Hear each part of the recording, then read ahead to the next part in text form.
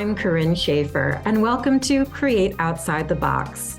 In this episode, I will be speaking with soprano and artistic director Susan Gonzalez about opera, her illustrious career, and how she is supporting the next generation of voices in opera.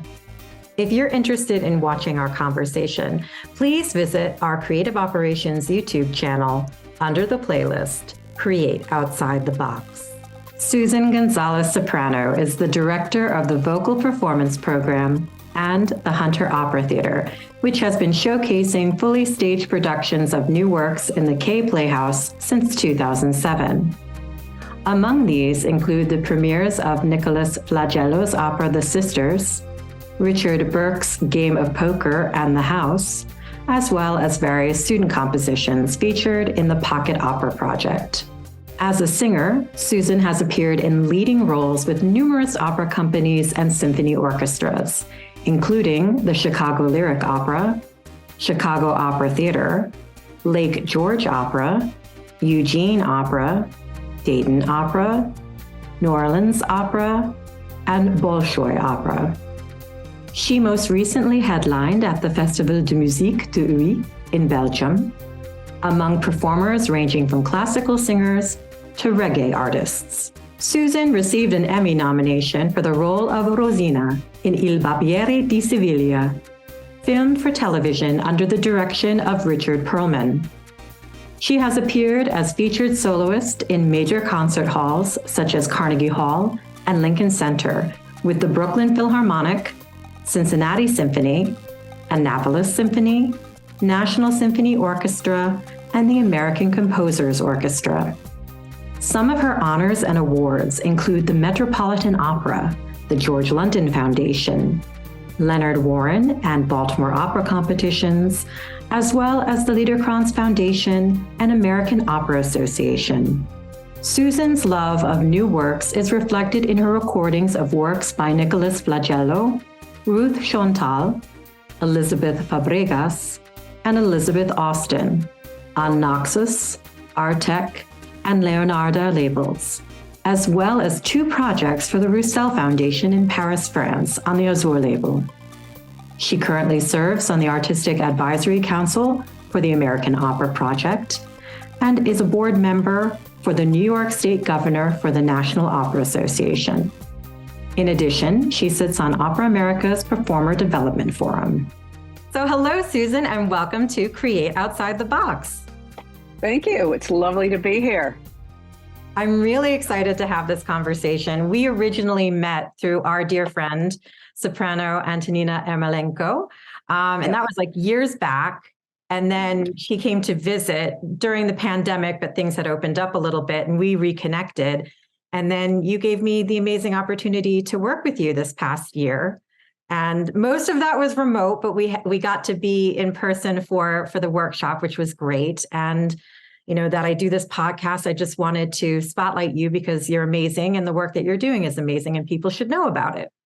Well, thank you very much for that. It was an absolute pleasure working together. The way that you communicated with all of the parties that be, from the American Opera Project to our administrators at Hunter College and the students and me. I mean, you handled everyone so well. And when I say handled, I don't mean manipulated. I don't mean in that sense. I mean, handled the communication in a way that everyone felt safe and expressed and understood. It was fantastic. So I have a lot of respect for the work that you do, and you've been a great help to us. So much appreciated. Thank you. So I want to know, even we've talked as friends, we've gone out to dinner, but I want to know more about you and your musical journey. And starting from the beginning, what was your first introduction to music? Well, that would have to be my father. He was a singer. He sang pop music in the 1950s with a group called the Voices 3. And I didn't know him when he was in that group because right before I was born, he quit the group and moved down south with my mother and then became music minister for the church where they attended in Atlanta, Georgia. So I really only knew about his singing through this religious experience, but his voice was ever present. He was always singing. So I kind of grew up with that. form of expression. I mean, even singing answers back and forth. It was just kind of fun. He was only in my life until I was 9 years old. My parents their marriage didn't last. My mother went on to, become a vice president for Arnold Palmer, and her vision for the future and his kind of went in separate directions. So I didn't have him around much after 9 years old, but he was the main reason why I got plugged into singing to begin with. Wow. And what voice part was he? Was he a tenor? Was he a baritone? Baritone. Yeah. Okay. Baritone. Yeah. Did he ever get to hear you sing? He did. He didn't pass away until 1999, so he got an opportunity to hear me at my height, what I would consider to be my height, and I heard some recordings, mostly recordings. He didn't come physically to any of my concerts, but he did. I did send him plenty of recordings, so he did have an opportunity to hear it, and he was quite proud of me. As he should be. So, coming from pop and the music of the day growing up, like, how did you fall in love with opera? And what do you think makes opera so special and defines it differently than some of the other performing arts genres? I didn't fall in love with opera originally. Okay. I wanted to be a rock pop singer just like that. I wanted to be the next Grace Slick. I really wanted to go to the next level and be a real rock and roll singer, be a superstar. But my voice didn't like doing that kind of music. And I tried, and a couple of bands tried because they liked my sound, but it just never, and that's when I was a young teenager. We're talking 15, 16 years old, 17 years old. But when I was 15, my mother took me to a voice teacher. Her name was Norma Jean Curley. And she's the one that got me started on the classical music. And I started to see how much fun it could be to reach for the virtuosic end of things, to sing in more than 1.5 octaves, to really span yourself to a 3 or 4 octave range and do the runs and the trills and the arpeggios and anything, all of it, all of those vocal gymnastics, and expressing it through a style and a language that wasn't my own, or certainly not one I grew up with. That challenge was when I fell in love with opera. I mean, I was still a teenager, but it wasn't what I originally wanted. Yeah, I think I relate to that, because that's one of the things that I love about opera. It's like an ultimate sport, and you're like an Olympic athlete, doing some of these arias and some of these operas that we work on. And when you get to the stage, I mean, where else are you going to have an orchestra that size? And then you're unamplified, and then you've got these gorgeous sets. It's like the best of all worlds combined for this ultimate theater, and it gives you a rush when you're there and you're doing it. Yes, I mean, I did begin at a very young age in theater. I was an actress long before I became a singer. My mother thought, well, this child has got a lot to express. She's very melodramatic and very expressive, and so she put me with the North Carolina State Theater when I was 8 years old. I began training as an actress at 8 and did the summer stock there for a number of years. When I was about 12 or 13, I stopped doing their young people's training program. It was, I think it still is, the Flat Rock Playhouse, I think is the name of it. And it's still up and running today. And it's a union theater. So I got some pretty good training. I continued that training and went on to do some film work and even a documentary with the BBC. Wow. Television series and whatnot. So it all happened in my teen years. Once I discovered opera, it was like, okay, I can take the singing and the theater and put it all into one box. And I just fell in love with that. Yeah. Would you know of any of the TV series that you worked on?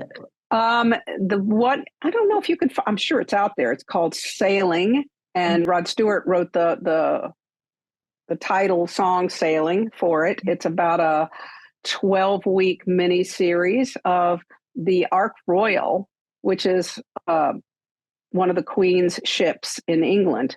My husband at the time was a British officer on the Queen's yachts, and he was on the ship, and then they got wind of us being married. And so one thing kind of morphed into another, and I became part of that series. So it was an amazing experience. I love I've it. never One done thing kind of anything happened. like that. Yeah. Yeah. Yeah. One thing led to another. And then I was on Yeah. TV in a mini And then series. I was on TV. Yeah. Oh my God, Yeah. that's so cool. Yeah. And it Um, won the Sun Award actually that year, which was, I think, 1976, dating myself. oh, 1976, I have sailing, to look this BBC, up. BBC. Yeah. So it Sailing was there. BBC. So after doing all of this theater in your teenage years, then you gets to college. Now you did your undergrad at the University of Cincinnati Conservatory of Music, CCM, and you studied there. And then, you were already performing, and then you started a very busy performing schedule as an opera singer. But then you decided in the midst of all of this, performing, that you wanted to go back to school to get your master's at Eastman. What made you want to go back to school and get your master's? My son, um, once I had him in 1988, I still had a pretty active performing career, and I dragged him around for the first year of his life. And I realized I better do something that gives me a home base that's a little more secure. And because at some point he's going to have to go to school. And I didn't really see myself doing the homeschooling, which many artists have chosen to do successfully. Um, so I went back to school at that point to get the master's, and then went on to get the doctorate, thank God, within a relatively short period of time. Wow. And Eastman has an impressive program. And I know one of the many subjects that you studied while you were there, you really got into music theory, which to a lot of singers is intimidating. So I want to know, what did you find so interesting and engaging about music theory? And why do you think it intimidates so many singers? Well, I think, it can get very analytical and sort of, this is just my opinion. I guess you'd have to ask other singers, but my impression is that it becomes a little bit too detached from the fun part, the expressive part, the performance part of music. I think it's an integral part of the performance part of music. Um, I have to say that analyzing chords in a Bach chorale, all right, that I can see how that might not be a whole lot of fun, but if you look at it a little differently and say, okay, what's the architecture here? Find a larger global scope. And then as you get more familiar with theory and start looking into the 20th century and beyond Schenker analysis, which really finds that larger scope of what the key organization is in the piece on a larger global scale rather than just locally or within a couple of measures, and start looking at how the piece is constructed as a piece of architecture. That's what got my attention. I found it fascinating. I thought it was probably the closest thing to detective work I had ever done, really digging in. Because as an actress, I've always loved, and as an opera singer, and even with the texts of, the great 19th century German songs, French chansons, the symbolism of the words and how that music is constructed to express it. And those are things that are directly related to what's happening theoretically in the music. The big question is, we know that the composers did most of this on purpose, but are there places where it just kind of organically happens as a result of the experience, the ear, the inner knowledge of music and how it expresses itself through the psyche, not just let me figure out the next chord I need to go to, but how do I hear this going? How does it transform in my brain? That's what made me excited. Yeah, that's interesting, because you also bring up the text. It's almost like the text is at the forefront and what they're presenting. And it's almost that the theory and the structure and the architecture, like you said, is the subconscious, where you can almost say, how much is that on purpose and how much of it is just, do you know what you're revealing there? And that would be very interesting. It is. It is. I mean, part of my dissertation was, well, let's see, three parts of it. One was ornamentation in the style of Mozart, which, you have to dig into theory. If you're going to learn how to ornament in any style throughout the common practice period, which is the beginning of the Baroque through modern day, you've got to know the style, and you've got to know what harmonies were used and how those developed over time and how they changed over time, so that gestures like runs and non-harmonic tones and coloratura phrases that might be more adventurous later on in say the 19th century Romantic period than they would be in the Baroque. You have to know how to do that. And you can't know how to do that if you don't understand the structure and the harmony and the theory of it, in my opinion. Yeah, no, that makes perfect sense. So as you were saying, you were performing even when you were at Eastman, you were still performing and performing afterwards, and you've gotten to play a lot of the best leading ladies of opera. Do you have a favorite role that you've performed? I think just because I've sung it more than anything else is Violetta, Traviata. I really identified with that character. I love her. I love her heart. I love the way Verdi constructs the roles, just that expressive upper fifth of the voice that he loves to land in over and over again so that there's more excitement in the sound. It sat a little higher than, say, the Puccini heroines or the Mozart heroines, most of the ones I sang anyway, not the Constanzas or the Blanchens, but certainly the Contessa and Fior di Ligi. Verdi sits in a different place that made me happy and made my voice sing and really come to life. So I loved the character too. I mean, it's a beautiful, beautiful story. It is. And the music reflects it better than any other opera that I've ever sung. I feel much more connected to it than I have anything else. Yeah, no, it's one of my favorites as well. Is there a role that you'd still love to dig your teeth into to perform? Is there one left that you'd like to do? Gosh, I'm sure there's a million of them that I'd love to do. I did tend to get hired for the same things over and over again. L'Elisir, Adina, the Contessa in Notte di Figaro. I wanted to sing Susanna. I never did. I thought that would have been fun. Rosalinda in Fledermaus, and it was just the one that I didn't get hired to do more than once was the Don Pasquale, Norina. Oh. Adored it. It was fun. Yeah. I think there are some complex issues with that character that make her unlikable if she's not played correctly or played in a way that shows her vulnerability and sensitivity and shows more than just a one or two-dimensional character, that really shows her as a sensitive, loving person, which I think she is. And I think that's true also with, well, if I had my dream role that I would want to sing, I think it would be Turandot. I would never, ever be able to because my voice doesn't do that. But wow, would I love to sing that aria.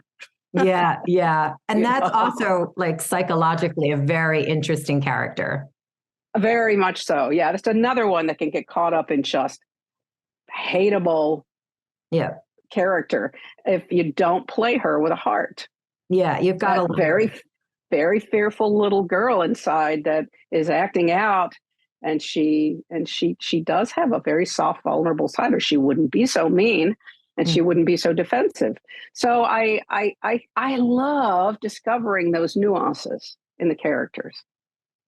Adina, the same way, by the way. Yeah. In L'Elisir, she can come off as just a real nasty person if she's played as just a know-it-all that takes advantage of the moment and knows she can get whatever she wants whenever she wants it.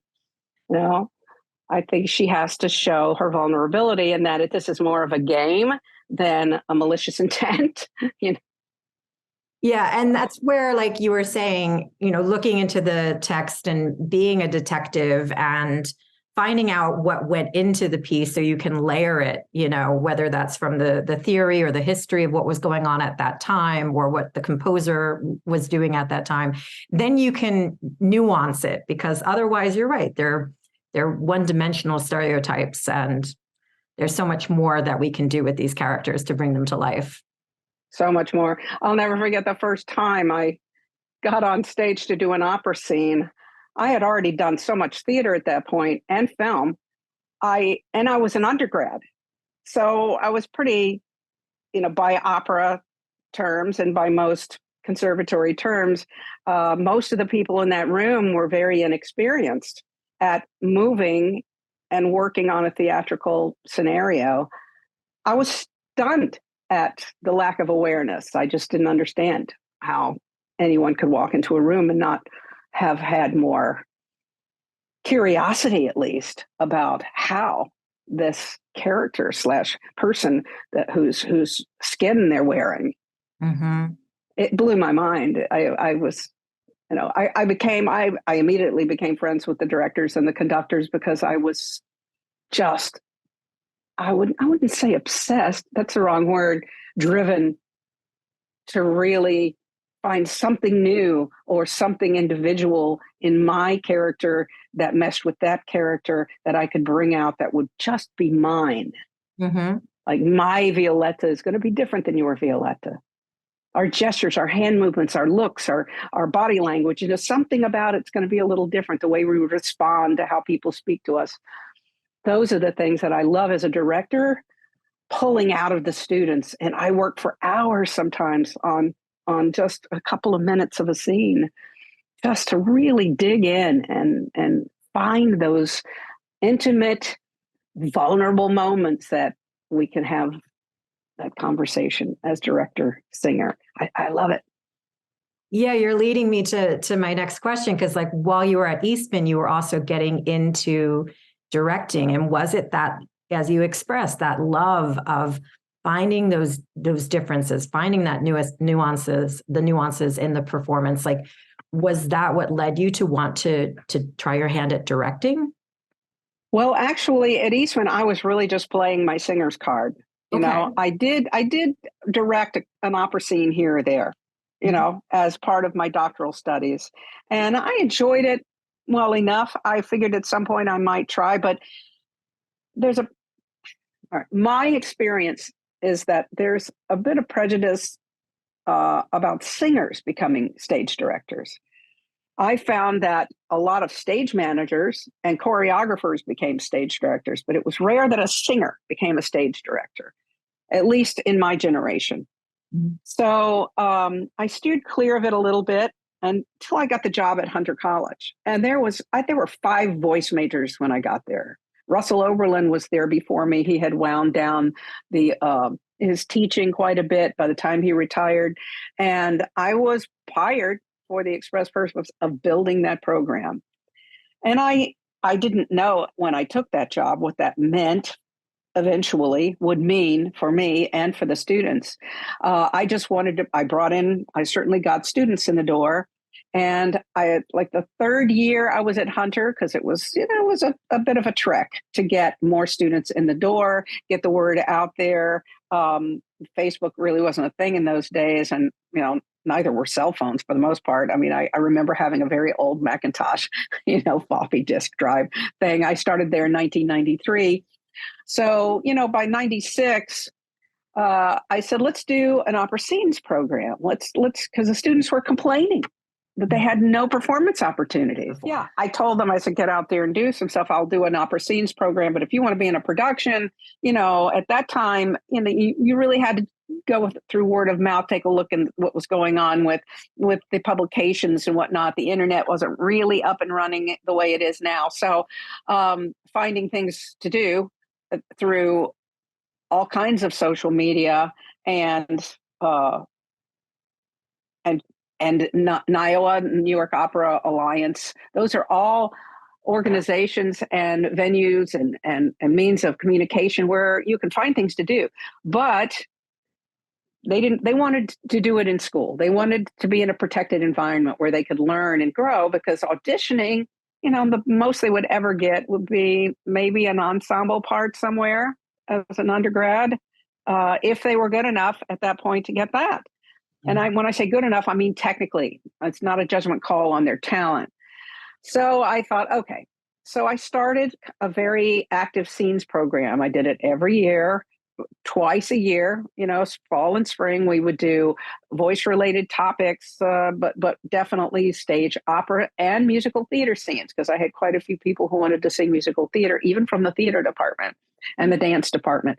So it started to grow, and at one point in 2005 I did Street Scene, the complete show with Oh, wow. dance, theater, and music. But I didn't have a budget to really do it outside of our Lang recital hall, which seats about 150 people, and which isn't much bigger than any of our black boxes around the city. Many black boxes seat about 100 people. But we didn't have an orchestra. I had a reduced band with percussion and rhythm section and whatnot. But it was a wonderful opportunity for the department and all three departments to see what the possibilities were. So then it was really nowhere else to go but into a theater from there. A colleague of mine who was a composer actually was on the cabaret circuit in New York City for years. He was a brilliant historian, by the way, in addition to all of it. He loved opera. I say loved because he's passed away. He passed away in 2015, I believe. I miss him terribly. Anyway, he became department chair for 1 year, interim, and decided that was his mission, was to start Hunter Opera Theater and the Pocket Opera Project, which came after that, shortly after that, in 2007. It wouldn't have happened without him, and I'm grateful forever, and I hope the students are too. Our agreement was that I would not do standard opera, because he really believed that we couldn't compete with Juilliard and Manhattan School of Music and Manus and all these small opera companies around the city with professional. He wanted us to do new works. Yeah. Partially because he was a composer and he wanted to mentor our student composers in a pocket opera program. It was a pluralism and diversity project with the English department, who helped the student composers compose, do libretti for their operas. It was a very nurturing and exciting program when it first started, and he was there. The program has gone through some changes since then, and it's not quite what it was before, but it's still up and running. And when I say it isn't what it was, it's a different sort of format now. So I'm not as integral in the part of workshopping the operas. They're delivered to us to perform. So it's a little different. The singers aren't part of that creation, which was so very valuable. Anyway, Richard Burke was a big mentor of ours and got Hunter Opera Theater up and running. So 2007 was my first theatrical production in the Sylvia and Danny K. Playhouse. It was a success. We had a great turnout, and we had quite a few students. As a matter of fact, Antonina, was she in the first year? No, she came second year. She was in the second year, I think, that Hunter Opera Theater was up and running. So we had Norman Newton as one of our teachers, voice teachers at the time. It was just a golden time for me and the students at Hunter at the very beginning of the Hunter Opera Theater. Through COVID, we lost quite a few students, so we're all trying to rebuild from there. But at that point in time, for about 10 years, 12 years or so, it really did bring in students from all over, students who couldn't afford to go to the conservatories, students who were undergraduates and don't get a chance to get on stage in a larger music program or a conservatory. Whereas as an undergrad, I don't care if you're a freshman. If you can sing, I put you on stage. It might be a small part. It might be ensemble. It might be a larger part. But if you can do it, I put you up there. And so I was really proud of what we were accomplishing. No, and I think that's what's so great about Hunter is you are in New York City in the thick of it. You have amazing programs, you can get amazing education, but you don't have to spend the price of what you would at a large conservatory. And at the same time, you can study with teachers outside of Hunter as well. So that gives the students a lot of selection of who they want to study with. Yes, which, of course, is another subject that I think is unique to New York City. I'm the only full-time voice person. We had quarter lines in voice, Norman Newton and Jan Douglas and several others that came and went over time. But that program was shut down in favor of adjuncts. And then the adjunct budget shifts and changes. So it's unfortunate, that we never quite know who's going to be teaching for us. So I started a program that allows our voice majors to study with teachers outside of Hunter College. We offer them tuition waivers or scholarship money to pay for lessons, and their teachers work with us in the music department to have the voice students learn the repertoire that is expected of them for their degree program, and have had great success with that. We've had some terrific singers come through that school as a result of collaborating with these wonderful teachers like Ron Raines and Beth Roberts. The list goes on and on. We've had at least a dozen or more teachers from major conservatories send us students who could not, for one reason or another, attend those conservatories, but we allowed them to continue working with their teachers. I love doing that. I mean, would I love to work with some of those singers? Of course I would, as a voice teacher, but I was very happy to have them under those circumstances, and I used them in the operas. So it sounds like, really the directing came out of the need for it at Hunter. But then you've directed outside of Hunter too. Like what have been some of your favorite productions that you've been able to direct? Well, I worked with New Jersey State Opera, just did a few productions with them. I also worked with Marymount a little bit. I haven't done a lot of outside directing. I've purposely not done a lot of outside directing because it doesn't pay enough to pull that kind of time away from Hunter.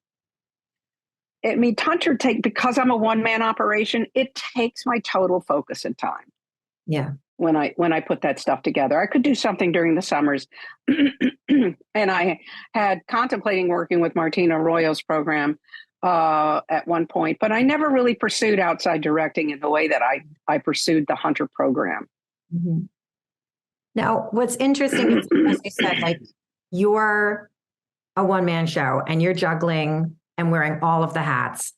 And even though the arts is so forward-thinking in a lot of ways and inclusive in a lot of ways, you don't see a lot of minorities in positions of power, meaning as directors of programs, as conductors, as artistic directors, general directors, even directing the shows, And I'm just wondering, why do you think in 2023, is this still kind of an issue where female leadership is kind of an abnormality, not the norm? And what can we do to support each other more? Well, that's a big question. Well, I grew up in a world where women, at least in my household, women could do anything. My mother was the vice president for Arnold Palmer's golf course design company, and that was an all-male, good old boys club if there ever was one.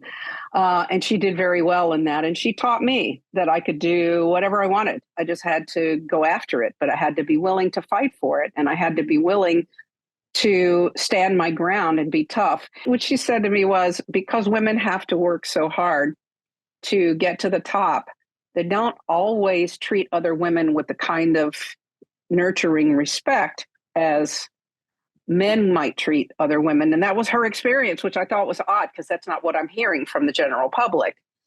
So, I have her experience, I have my experience. I think in university settings, it's a lot easier to be a woman that excels within that fish tank, so to speak. Out in the commercial world, I think it's been a lot harder because it's been a man's world, conducting, even playing in orchestras for a very long time. The Vienna Philharmonic and the Staatsoper had nothing but men in that orchestra for the longest time, even in our lifetime. So I think women coming into the scene, it's whenever it's a larger group resonance, it takes longer to evolve. You might find a woman such as my mother who breaks through that glass ceiling, but women in general, it's just going to take longer. It's hard for the human race to let go of their feelings and their prejudices. Yeah. And I've had my experiences as well. And I've had wonderful, female colleagues. But I do agree sometimes with what your mom was saying, is that sometimes because people think, oh gosh, there's only one seat at the table, so people can be competitive with each other for that seat and not network and say, hey, wait, we can make room at the table for you. We don't have to compete with each other over that one perceived spot. And that's something that you've done, is you are supportive of other minorities and other women, and you're not saying, oh, well, if I bring this woman on board, that's going to take away my light or my power in some way. You're like, no, our power combined can do something special. And I think we need to remind ourselves of that, because sometimes when you're going after that role or you're going after that job, you're coming from a position of fear because you want and need something. But that doesn't mean you have to attack somebody else to get that, and that we're stronger as a network. Yes, it's very true. I mean, you look at women conductors, that's probably one of the toughest to get into, I think, and even stage directors for that matter. Women, I see women being more supportive of other women these days because we're expanding out beyond male-female duality. Now it's gender. Now it's race. Well, race has always been a conversation as long as I can remember. Even with my parents' generation, race was a conversation in the job market and in just who gets to ride in the bus and who gets to sit where and drink out of what fountain. And I grew up in the South, so I remember a lot of that busing and a lot of prejudice that goes into equality, true equality. But yes, I think my mother's experience is that, which I took with me, and I quote her because it still lands. I still look for it, even if I don't see it. I still look for it, that women can be harder on other women because of how difficult it is or has been. Yeah. But I'm very happy to see. I've only hired women to assist me at the Hunter Opera Theater. I felt like it was an important step. And it was wonderful when we did the workshop this spring, and it wasn't intentional, but you sat back and you saw like the creative team for Precipice, which we workshopped along with the American Opera Project, and the National Opera Association was involved as well. It was a primarily female team, from the creatives to administrative to production. And it was a beautiful thing to see as well. Yes. I was very happy with that. It was the first time I think I've ever done a production that was predominantly all women. Now, you've been teaching at Hunter, and you've been the director of Hunter Opera Theater, not for the full time, but for a long time. You've been at Hunter for 30 years, right? Yes. Yeah. 30 years this year. Wow, which is absolutely amazing. Congratulations. It's a little surreal. It is surreal, but I'm thinking of, the inspiration of your mom and her just letting you know that you are capable of anything. And now you're moving forward as a female leader at this prestigious institution in a leadership role. And you're inviting other women to the table, and you're also very big on collaboration. This idea that we're stronger when we work together. And as a result of this, Hunter is collaborating with such organizations as the American Opera Project and the National Opera Association, to name a few. And then we're seeing premieres of new works and workshops. And it's really very inspiring. Now, was this a deliberate path, or how did you get to Hunter in the first place to set yourself up for this journey?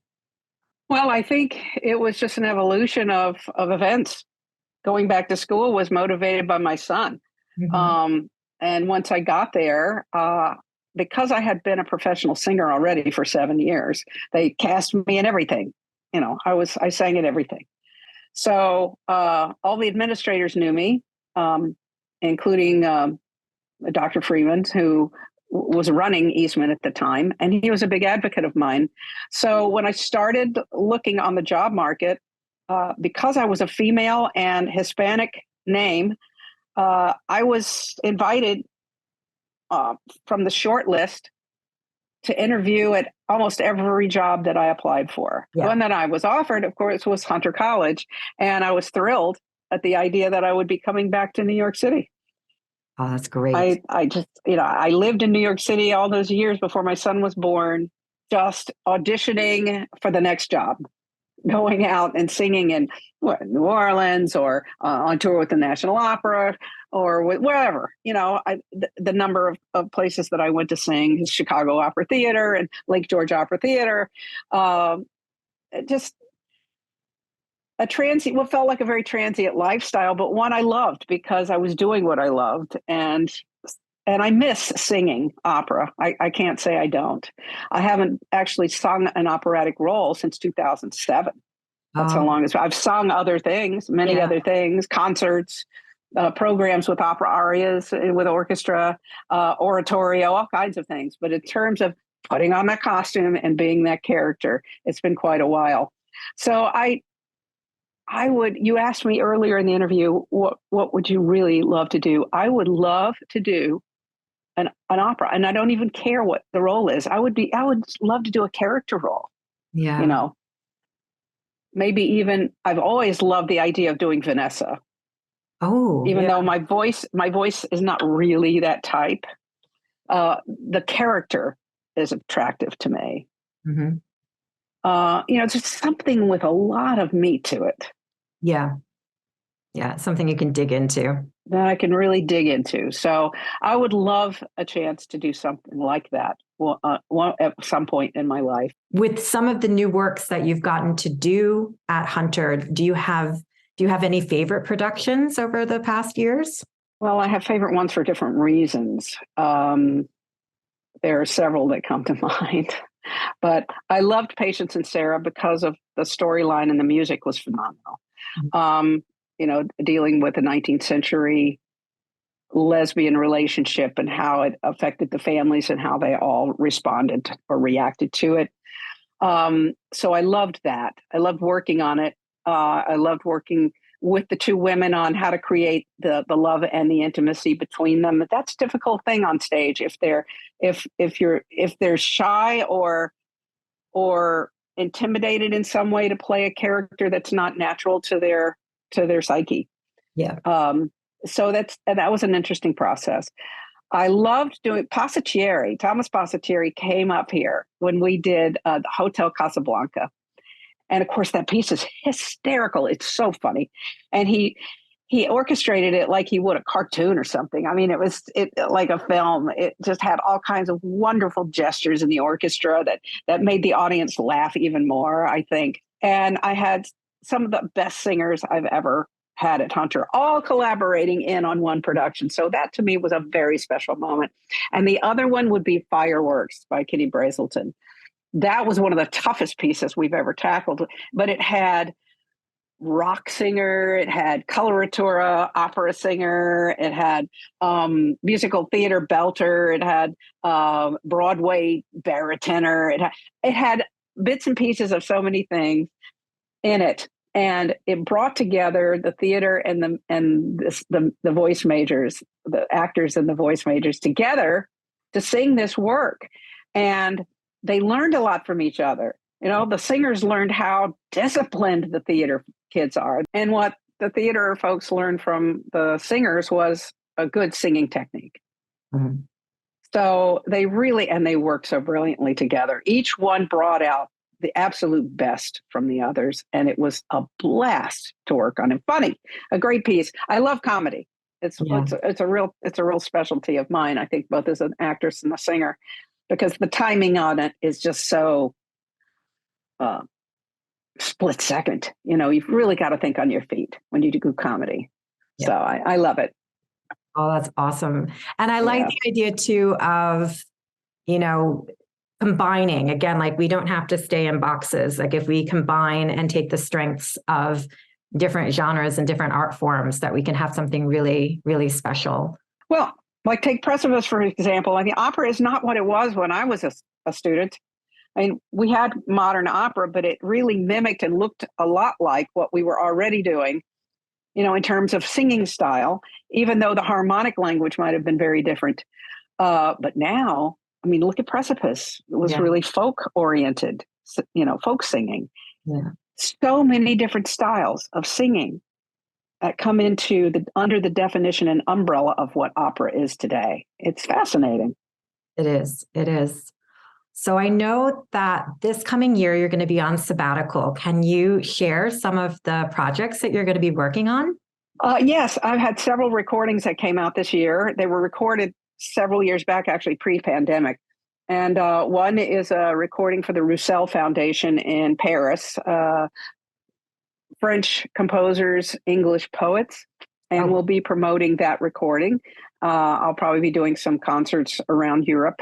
And then I'll be singing with the Kiev Symphony Orchestra, whom I recorded with in 2004. So I'm hoping there'll be a reunion with some of the players, because if I'm still around, some of them will be too, right? Yeah. We'll be doing a benefit concert in Liège, Belgium, with them two nights in a row there in the end of August. Then Luc Baouir, who is a Wallonian Belgian composer and a friend and supporter of mine.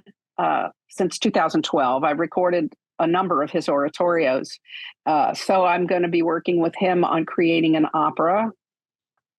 It's his first opera, so we're going to have a little fun with that. It's going to be a busy year. It's going to be a very busy year, but very exciting. Yeah. And you'd kind of, you're working with a composer that's writing opera now. You are promoting new works and new voices. And you were bringing up a little bit about how we're combining the different genres, for the new voice of opera. But where would you like to see opera go for the future? Well, I like that it has cross genres. I mean, I like that. I think that should continue. I love the multimedia presence in opera. It's made opera doable for me at Hunter by using really talented multimedia projection and just prop furniture. It's changed my life in terms of what we could do. In terms of the musical style, I'd like to see it continue to expand, and through composed style and numbers style. I think there's people want to clap. They want to applaud. I mean, we can all get drawn into a story that just where we sink into it and become part of it psychically and emotionally, and applauding the performance becomes something that's an afterthought when it's over with.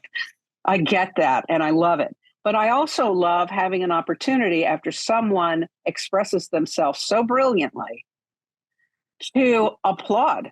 So I think the combination of styles needs to continue to expand. Absolutely. Great theater.